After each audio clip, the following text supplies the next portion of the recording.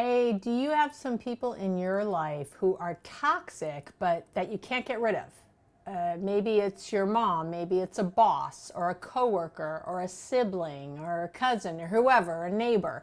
These are people that you can't just cut out of your life for whatever reason, but they're toxic. And when you get into discussions with them or anything, it just seems to go south. So I'm going to give you some very quick tips to deal with them that you can start using right now to feel better. And my number one thing I tell people all the time is you have to decide if you want to be correct or effective. I talk about this a lot, but when you're dealing with people who are toxic, you aren't going to be right. You're not going to be able to likely convince them of your rightness or of something else.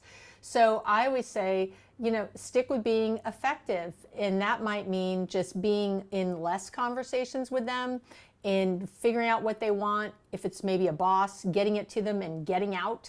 Whatever that is, go in with that intention. I understand I might be right about something, but I'm going to be effective. I'm going to hit it hard, get what I need, and get out. So that's one.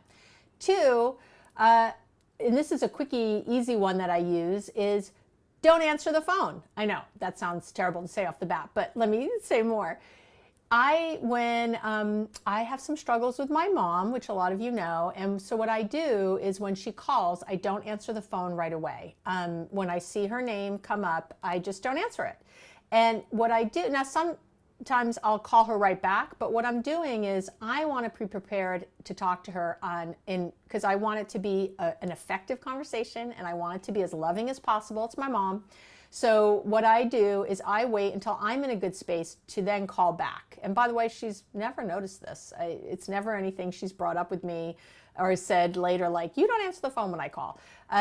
Because I generally tend to talk to her pretty soon after. But just wait on that email if your boss emails you or whoever it is, or wait on that text, or wait on that call. Just wait. Just take a breath, get yourself in a better space so that you can call them and you can be in control and decide better how the conversation is going to go. When we get caught off guard, it's often really hard to not just sort of jump into old behaviors and things. So there you go. And then my last thing I really want to say is something it's picking your battles, but I have a little tip, a little tool to use. And you can use this in other places, not just for toxic people. But basically, you got to decide if you want to die on that hill, right?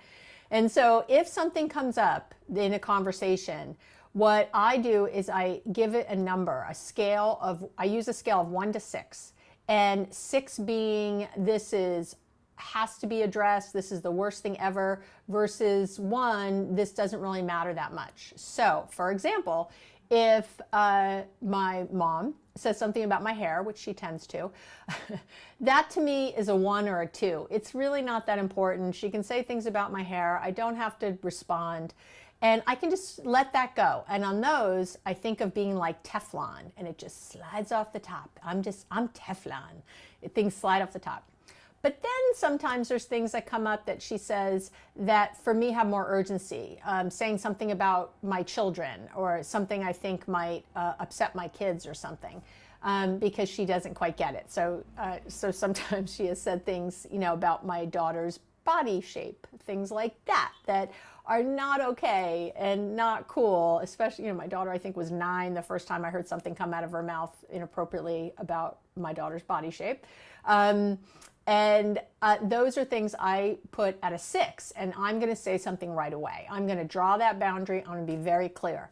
So what happens is I'm not drawing the boundaries all the time. I'm not every little bit, looking for ways to shoot her down, which is what I admit I used to do back in the day. I was always looking for her to say the wrong thing, and she often did, or it's what I found all the time. And we were constantly sort of bickering, or I was at her a lot.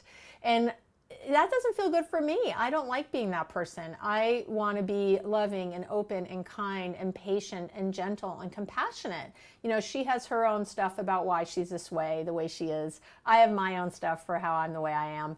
And I really like us both to be compassionate. And I can't control her, but I can control me.